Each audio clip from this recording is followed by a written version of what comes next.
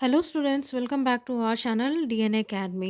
Pataliputra university ने अपना PAT 2025 का फॉर्म रिलीज कर दिया है और फॉर्म को फिलअप करने के लिए जो आपका वेबसाइट है वो भी ओपन हो चुका है। लेकिन अभी किसी टेक्निकल ग्लिच के कारण डेट ऑफ बर्थ वाले इशू आ रहे हैं जो कि 2000 से पहले वाले लोग नहीं कर पा रहे हैं, इनवैलिड बता रहा है या जो भी हो रहा है। बट यूनिवर्सिटी उस पर काम कर रही है सो दैट कि आप लोग इजीली अप्लाई कर सको, तो वो ग्लिच आपका कुछ ही समय में क्लियर हो जाएगा। नेक्स्ट आप लोगों को ये दिक्कत आ रही है कि जो एलिजिबिलिटी क्राइटेरिया है उसमें बहुत कैंडिडेट्स कंफ्यूज हो रहे हैं। साथ ही साथ कौन से कैंडिडेट एग्जेम्प्टेड है और क्या फेलोशिप है, क्या स्कीम है, इन सब कुछ को लेके बहुत सारे लोग कंफ्यूज हो रहे हैं। सो आई थॉट कि इस वीडियो में हम आपको डील करके सब कुछ बता दें कि क्या सब एग्जाम्पन है और क्या क्या सब एलिजिबिलिटी क्राइटेरिया है। ठीक है, तो देखिए ये यूनिवर्सिटी का जो पोर्टल है, यहाँ पे जब आप लोग लॉगिन कर रहे हैं फॉर पैट 2025 तो आपको ये सब कुछ देखने को मिल रहा है। ठीक है, लेकिन यहाँ पे जो पीएचडी रजिस्ट्रेशन वो लोग जो कि लॉगिन कर चुके हैं पहले से, वो लोग वहाँ पे अप्लाई करेंगे। उसके बाद नेक्स्ट देखिए, यहाँ पे आपका जो रजिस्ट्रेशन का फॉर्म है वो ओपन हो रहा है। तो उसके साथ साथ यहाँ पे आपका एक general instructions for the candidates खुल रहा है। तो उसमें फर्स्ट है criteria for appearing in the PhD admission test 2025 are as follow. तो देखिए फर्स्ट क्या है, यहाँ पे मेंशन किया हुआ है कि आप लोग जो, ऑब्वियस सी बात है, अगर आप डॉक्टरेट के स्टूडेंट बनने जा रहे हो तो आपके पास मास्टर्स की डिग्री होनी मैंडेटरी है, वरना आप अप्लाई नहीं कर पाओगे।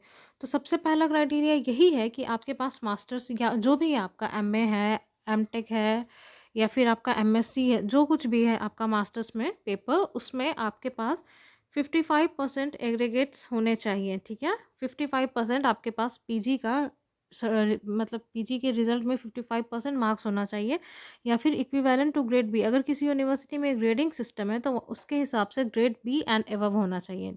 तो पहला बात ये हो गया,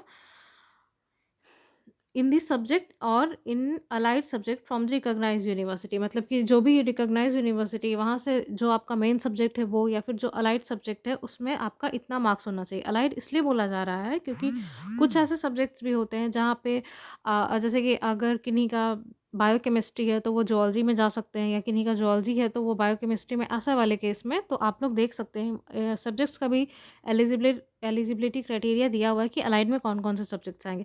तो मेन बात ये है कि आपके पास 55% या ग्रेड बी का मार्क्स होना चाहिए। ठीक है, उसके बाद देखिए, relaxation of 5 marks that is 55 to 50 और equivalent relaxation grade will be allowed to SC ST EBC BC या फिर डिफरेंशियली एबल्ड जो होते हैं उनके लिए। ठीक है, तो देखिए यानी कि 55 से 55% नॉर्मल कैंडिडेट्स के केस में है, और अगर आप लोग इन सारे किसी भी कैटेगरी से बिलोंग करते हो तो आपको, आपके पास एमएससी या एमए में 50% भी होगा तो आपका चलेगा। ठीक है, आप लोग तभी भी एलिजिबल होगे।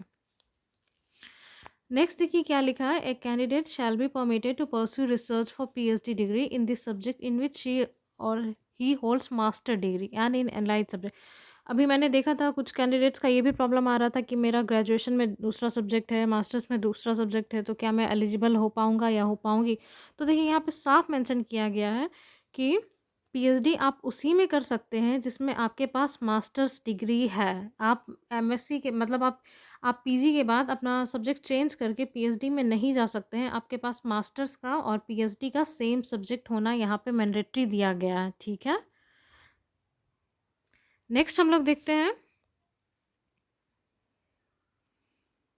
हाँ देखिए, यहाँ पे भी एक और पॉइंट है। देखिए यहाँ पे क्या लिखा हुआ, appearing candidates are not eligible, यानी कि कैंडिडेट जो कि सेमेस्टर 4 में है या फिर सेमेस्टर 4 का एग्ज़ाम दे चुके हैं और रिजल्ट नहीं आया, वो लोग बिल्कुल नहीं एलिजिबल है।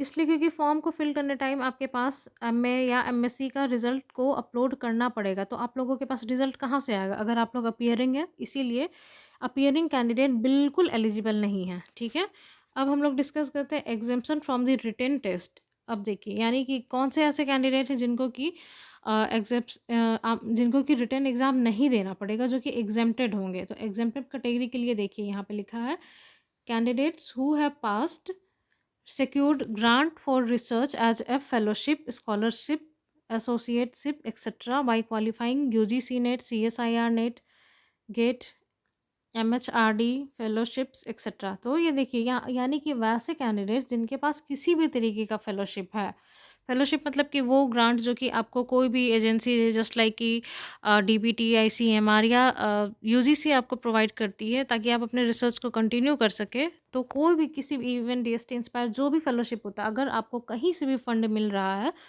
तो वैसे कैंडिडेट एग्जेम्प्टेड रहेंगे रिटन टेस्ट के लिए। ध्यान दीजिए मेरी बात को, रिटन टेस्ट आपको इंटरव्यू देना ही पड़ेगा, ठीक है।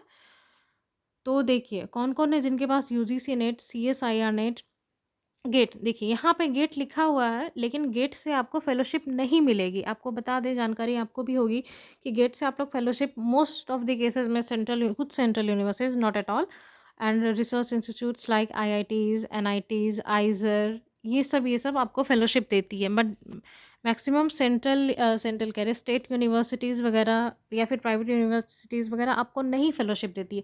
तो पाटलिपुत्रा यूनिवर्सिटी में भी गेट के बेसिस पे आपको फेलोशिप नहीं मिलेगी, ठीक है। ऑल दो एडवांटेज ये होगा कि आप एग्जेम्प्टेड रहेंगे रिटन टेस्ट से, बट आपको इंटरव्यू देना होगा लेकिन आपको फेलोशिप नहीं मिलेगी। फेलोशिप उन्हीं बच्चों को मिलेगी जिनके पास UGC NET, CSIR NET, DBT, ICMR, ICAR, DST INSPIRE, ICHR, ये सारे होंगे, वही उन्हीं को फेलोशिप मिलेगी। होप कि आप लोगों को क्लियर हो गया हो, ठीक है। नेक्स्ट हम लोग देखते हैं क्या, assistant professor, associate professor or professor who have been appointed or substantive post in the UGC pay scale in the teaching department. जब आप नेट क्वालिफाई करते हो तो you are eligible for the post of assistant professor, but in some criteria they people do not do their PhD while joining of their lectureship और assistant professorship. तो वैसे candidate जो कि ऑलरेडी कहीं पे है, इस यूनिवर्सिटी में है, तो उनके लिए यहाँ पे एग्जाम्पशन का केस है, ठीक है।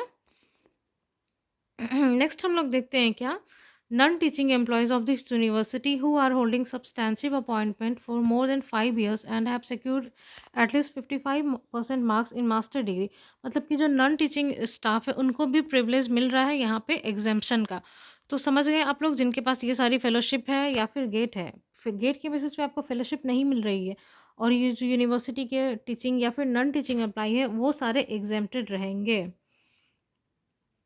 और साथ ही साथ यहाँ पे दिया हुआ है, candidates exempted from PAT 2025 are also required to apply online form. आप एग्जेम्प्टेड हो, आपको अप्लाई करना होगा ताकि आप इंटरव्यू में बैठे। अगर आप एग्जेम्प्टेड है और आपने अगर अप्लाई नहीं किया है तो आपके पास रजिस्ट्रेशन नहीं होगा, तो आपको इंटरव्यू में बैठने का मौका नहीं मिलेगा, ठीक है। समझ रहे हैं आप मेरी बात को, यानी एग्जेम्प्टेड बच्चे अप्लाई करेंगे, ये होगा कि उनको रिटन जो टेस्ट होता है वो नहीं देना पड़ेगा, आप डायरेक्ट इंटरव्यू में आएंगे, ठीक है। Candidates of exempted categories will have to appear directly before the interview board as per the schedule along with PAT 2025 qualified candidates। मतलब कि दो मोड ऑफ एडमिशन हो रहा है यहाँ पे, एक तो पैट हो रहा है, एक हो रहा है नॉन पैट। तो जो नॉन पैट हैं और उनको भी अप्लाई करना, पैट और नॉन पैट सारे के सारे बच्चे को इंटरव्यू देना है। अब आप देख लीजिए कि आपके पास क्या क्या सारा सर्टिफिकेट्स है, उसके हिसाब से आप एग्जेम्प्टेड में है या फिर नॉन एग्जेम्प्टेड में है। Hope you find this video helpful to you. If you like the video, don't follow to like and subscribe our channel DNA Academy। Okay.